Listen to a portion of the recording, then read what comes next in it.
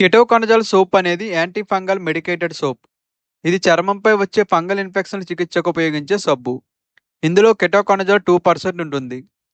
ఇది ఫంగస్ పెరగకుండా ఆపి ఇప్పటికే ఉన్న ఫంగస్ను నాశనం చేయడంలో సహాయపడుతుంది. కెటోకానజోల్ ఒక యాంటీ ఫంగల్ మెడిసిన్. ఇది ఫంగస్ కణాల రక్షణ కవచం ఏర్పడకుండా అడ్డుకుంటుంది. దీంతో ఫంగస్ పెరగకుండా ఆగి క్రమంగా నశిస్తుంది. దీనివల్ల దురద, ఎర్రదనం, పొట్టు ఊడటం వంటి లక్షణాలు తగ్గుతాయి. యూజెస్: తామర చికిత్సలో ఉపయోగిస్తారు. తొడల మధ్య వచ్చే ఫంగల్ ఇన్ఫెక్షన్లో ఉపయోగిస్తారు. పాదాల ఫంగల్ ఇన్ఫెక్షన్లో ఉపయోగిస్తారు. క్యుటానియస్ క్యాండిడయాసిస్ వంటి ఈస్ట్ ఇన్ఫెక్షన్లో ఉపయోగిస్తారు. చర్మం పట్టు ఊడడం మరియు దురదలో కూడా డాక్టర్ సూచన మేరకు ఉపయోగిస్తారు.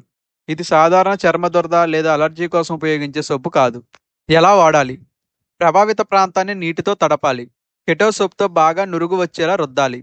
ఆ నురుగును 3-5 నిమిషాలు అలాగే ఉంచి తర్వాత శుభ్రమైన నీటితో కడగాలి. డాక్టర్ సూచించిన రోజులు క్రమం తప్పకుండా ఉపయోగించాలి. ఫంగల్ ఇన్ఫెక్షన్ తగ్గిందని మధ్యలో ఆపకండి. పూర్తి కోర్సు పూర్తి చేయాలి. సైడ్ ఎఫెక్ట్స్: రాసిన చోట స్వల్ప మంట రావచ్చు, దురద రావచ్చు, చర్మం ఎర్రబడవచ్చు, పొడి బారవచ్చు, అరుదుగా అలర్జీ రావచ్చు. లక్షణాలు ఎక్కువైతే వెంటనే డాక్టర్ను సంప్రదించండి. ప్రికాషన్స్: ఇది ఎక్స్టర్నల్ యూజ్ ఓన్లీ. కళ్ళలో, నోటిలో లేదా ముక్కులో పడకుండా జాగ్రత్త పడాలి. గాయాలపై లేదా తీవ్రమైన దెబ్బలున్న చర్మంపై డాక్టర్ సలహా లేకుండా ఉపయోగించకండి. బట్టలు, టవల్స్ ఇతరులతో పంచుకోకండి. ఫంగల్ ఇన్ఫెక్షన్ ఇతరులకు వ్యాపించే అవకాశం ఉంటుంది. చర్మాన్ని శుభ్రంగా మరియు పొడిగా ఉంచడం కూడా చికిత్సలో ముఖ్యమైన భాగం. Important points: keto soap fungal ఇన్ఫెక్షన్కు మాత్రమే ఉపయోగపడుతుంది. ఎగ్జిమా, సోరియాసిస్, అలర్జీ లేదా సాధారణ దురదలకు ఇది ఉపయోగపడదు. చాలా మందికి ఫంగల్ ఇన్ఫెక్షన్ ఎక్కువగా ఉంటే కిటో సోప్తో పాటు యాంటీ ఫంగల్ క్రీమ్ లేదా టాబ్లెట్స్ కూడా అవసరం కావచ్చు.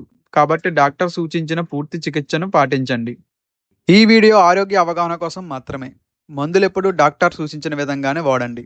ఇలాంటి మరిన్ని మెడిసిన్స్ వీడియోస్ కోసం తెలుగు మెడిసిన్స్ ఛానల్ను సబ్స్క్రైబ్ చేయండి.